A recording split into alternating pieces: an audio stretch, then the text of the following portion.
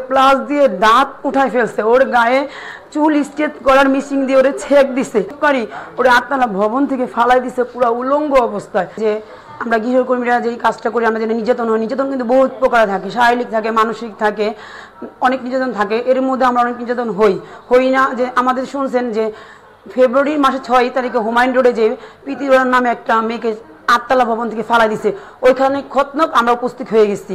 উপস্থিত হয়ে আমরা সাংবাদিক এবং পুলিশ ভাইদের সাথে আমরা কথা বলছি। আর এটার যে ছিল, যে এই ঘটনা ঘটাইছে, নিয়োগকারী ছিল, ওনার সাথে আমরা কথাটা নিয়ে কথা বলছি।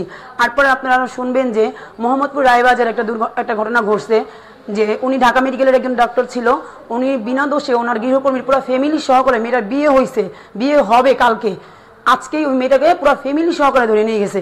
আমরা মোহাম্মদপুর থানায় যে এটা আমরা মীমাংসা করে আসছি।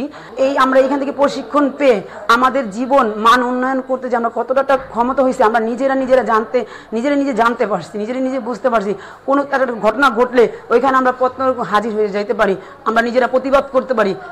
আইনের বিধায় বলতে পারে যে উনি ওনার গৃহকর্মীকে নিজে ইচ্ছাকৃতভাবে বহিষ্কৃত করছে। বহিষ্কৃত করার তার 7 দিন পরে উনি বলছেন যে ওনার গৃহকর্মী নাকি ওনার হাত থেকে 2 লক্ষ টাকা, একবার 2 লক্ষ বলে, একবার 3 লক্ষ টাকা চুরি করছে। সে চুরি করে আমাদের মিথ্যা একটা মামলা করে মোহাম্মদপুর থানায়।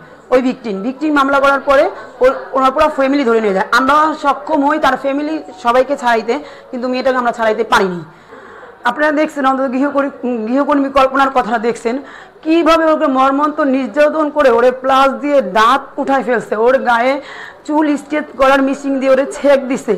মানুষ কতটা অমানুষ পাষাণ হইলে পারে একটা মেয়েকে এভাবে নির্যাতন করতে? ও তো হইতে পারতো ওনার মেয়ে, বা ও তো কারো না কারো মেয়ে হইতে পারে, তাহলে কিভাবে সে পারলো এরকম ভাবে একটা মেয়েকে নির্যাতনের শিকার করে?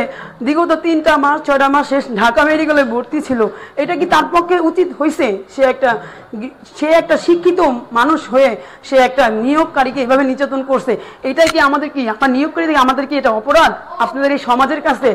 আপনারা হয়তো জানেন যে শাহজাহান রোডের ঘটনাটা, প্রীতি উড়ান যেহেতু 8তলা বিল্ডিং এভাবে ঝুলেছিল, তখন উনি বলতেছিল আমাকে বাঁচাও বাঁচাও বাঁচাও, বলতে বলতে ওর নিয়োগকারী ওর 8তলা ভবন থেকে ফালাই দিছে পুরো উলঙ্গ অবস্থায়। আমাদের সামনে সকাল 8 সময় এই ঘটনা ঘটছে। তো ওনার নিয়োগকারীর কি এটা উচিত হয়েছে? ও তো একটা শিশু ছিল, মাত্র 12 বছর। ও তো কারো না কারো সন্তান ছিল, ওনার বাসায় কাজ করতো। ওনার কিন্তু সকালটা শুরু হইতো ওর হাতের মাধ্যমে, 1 কাপ চার মাধ্যমে। তাহলে কেন ও অকালে এই প্রাণটা দিল?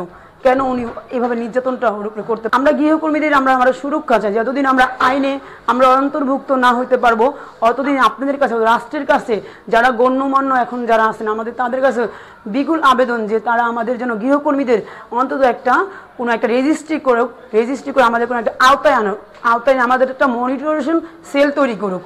ওনারা আমাদের খোঁজ খবর নিক যে আমরা গৃহকর্মী কেমন আসছি।